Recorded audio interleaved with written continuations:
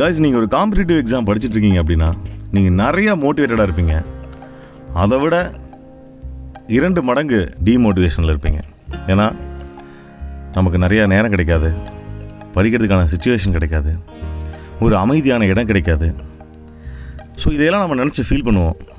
சரி, நம்ம படிக்கணும்னு நினைக்கிறோம், நம்மளால் படிக்க முடியலையே, நமக்கு நேரம் கிடைக்கலையே அப்படின்னு ஃபீல் பண்ணாமல் நீங்கள் இருக்கிற இடத்த உங்களோட இடமா மாற்றுங்க. நீங்கள் எந்த சிச்சுவேஷனில் இருந்தாலும் அது உங்களோட சிச்சுவேஷனாக மாற்றுங்க. எந்த இடம் கிடைச்சாலும் எந்த நேரம் கிடைச்சாலும் உங்களுடைய ப்ரிப்பரேஷனை பண்ணிக்கிட்டே இருங்க. அந்த இடத்துல உங்களால் ஒரு கரண்ட் அஃபேர்ஸை கற்றுக்க முடியும்.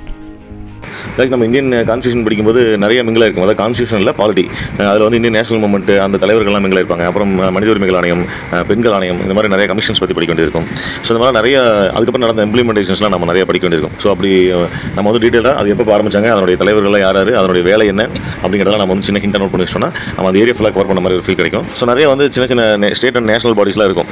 ஸோ அதெல்லாம் நம்ம படிக்கணும். கைஸ், இப்போ வந்து ஒரு சின்ன டிஸ்கஷன். அதாவது லோக்பால்னா என்ன, லோக் ஆயுக்தன் என்ன, லோக் அதாலத்னா என்ன, இதை வந்து நீங்கள் கமெண்ட் பாக்ஸில் சொல்லுங்கள்.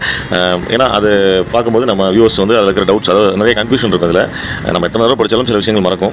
ஸோ அந்த மாதிரி விஷயம்லாம் டிஸ்கஸ் பண்ணி படிக்கிறோம் அப்படின்னா நம்ம கண்டிப்பாக மறக்காது. அந்த கமெண்ட்டில் பார்க்குறாங்கன்னா கண்டிப்பாக அவங்களுக்கும் மறக்காமல் இருக்கும். எனக்கும் நீங்கள் மோர் இன்ஃபர்மேஷன், அதாவது நான் படிக்காத சில விஷயங்களும் நீங்கள் கமெண்ட் பாக்ஸில் சொல்லுவீங்க. ஸோ அது எனக்கு யூஸ்ஃபுல்லாக இருக்கும். கைஸ், இன்னைக்கு காலையிலே வந்து ஒரு டெஸ்ட்டோட ஆன்சருக்கு பார்த்தாச்சு.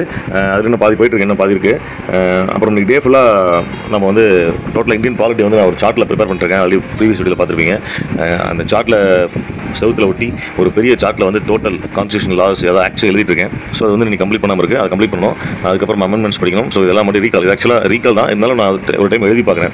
நிறைய விஷயங்கள் திரும்ப திரும்ப ஃபஸ்ட்லேருந்து படிக்கிற மாதிரி இருக்கும், மறந்த மாதிரி இருக்கும். அதுக்கு வந்து ஒரே தீர்வு ரிவிஷன் மட்டும்தான். ஏன்னா நமக்கு நிறைய வேலை இருக்கும். ஒர்க் பண்ணிகிட்டே படிக்கிற பீப்புளுக்குலாம் வந்து அவங்களுடைய ஒர்க்கையும் கான்சன்ட்ரேட் பண்ணணும், அந்த ஃபேமிலி பேலன்ஸ் பண்ணணும், அப்புறம் படிக்கணும், இத்தனை விஷயங்கள் இருக்குது.